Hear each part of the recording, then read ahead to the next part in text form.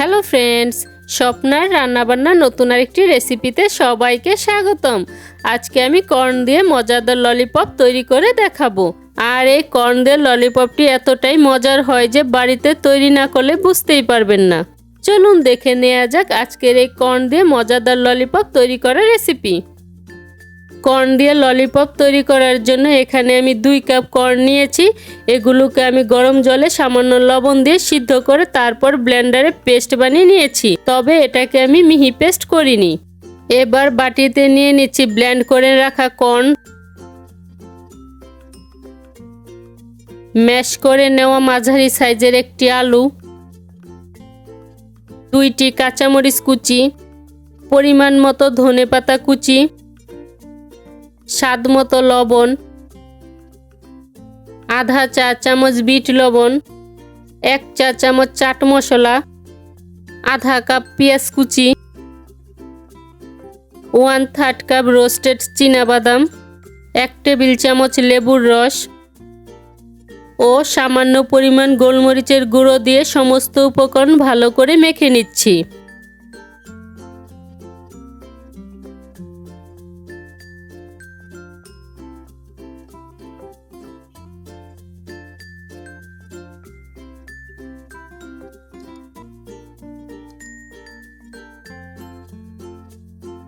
সব কিছু ভালো করে মেখে নেওয়ার পর এবার বাইন্ডিংয়ের জন্য এর মধ্যে দিয়ে দিচ্ছি 2 চা চামচ কর্নফ্লাওয়ার ও আধা কাপ ব্রেড ক্রাম্ব দিয়ে এবার এগুলোকে আবারও ভালো করে মেখে নিচ্ছি। যদি 2 চা চামচ কর্নফ্লাওয়ার ও আধা কাপ ব্রেড ক্রাম্ব দেওয়ার পরও মিশ্রণটা নরম মনে হয়, তবে এখানে আরেকটু কর্নফ্লাওয়ার ও ব্রেড ক্রাম্ব দিয়ে মিশ্রণটাকে মেখে নেবেন। মিশ্রণটা আমার মাখা হয়ে গিয়েছে, এখন এটাকে আমি এভাবে কিছুক্ষণ রেখে দিব।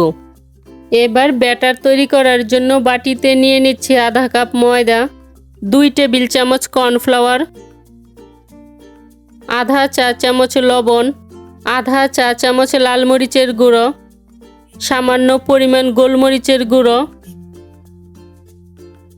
ও অল্প অল্প জল দিয়ে ঘন একটা ব্যাটার তৈরি করে নিচ্ছি।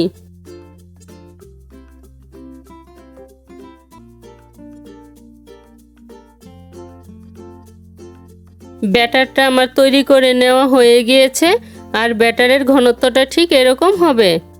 ললিপপ তৈরি করার জন্য এখানে আমি কিছু আইসক্রিমের কাঠি আগেই 10 মিনিটের জন্য জলে ভিজিয়ে রেখেছিলাম। এতে করে ললিপপটা এখানে সুন্দর মতো বসে যাবে এবং ভাজার সময় কাঠিটা পুড়ে যাবে না। এবার ললিপপ তৈরি করার জন্য হাতে সামান্য পরিমাণ তেল মেখে নিয়েছি, এতে করে মিশ্রণটা হাতে লেগে যাবে না।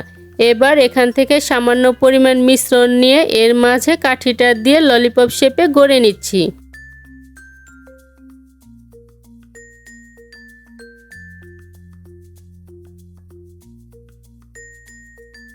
ললিপপটা আমার তৈরি করে নেওয়া হয়ে গিয়েছে।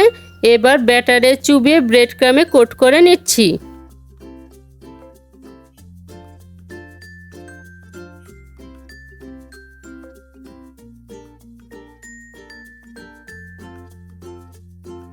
এভাবে আমি সবগুলো ললিপপই তৈরি করে নিচ্ছি।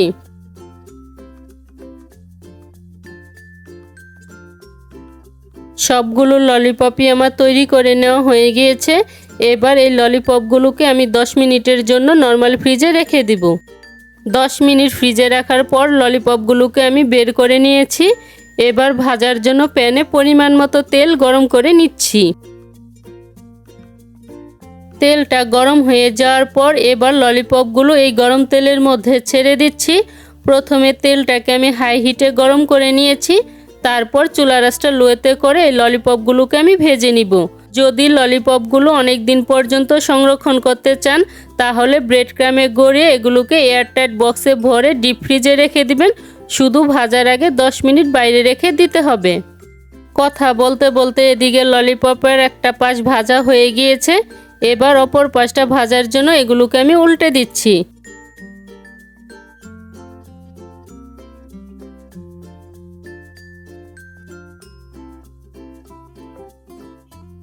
দশ মিনিট ভেজে নেওয়ার পর ললিপপগুলো সোনালি রং হয়ে এসেছে। এবার তেল থেকে তুলে সস দিয়ে পরিবেশন করে নিলেই তৈরি হয়ে যাবে মজাদার কর্ন ললিপপ। আজকের এই কর্ন দিয়ে ললিপপ তৈরি করার রেসিপিটি যদি ভালো লেগে থাকে তাহলে স্বপ্নার রান্নাবান্না চ্যানেলটি সাবস্ক্রাইব করে পাশে থাকা বেল আইকনে প্রেস করতে ভুলবেন না। এতে করে আমি যে নতুন নতুন রেসিপি আপলোড করব সবার আগে নোটিফিকেশন আপনি পেয়ে যাবেন। আজকের মতো এখানেই বিদায় নিচ্ছি।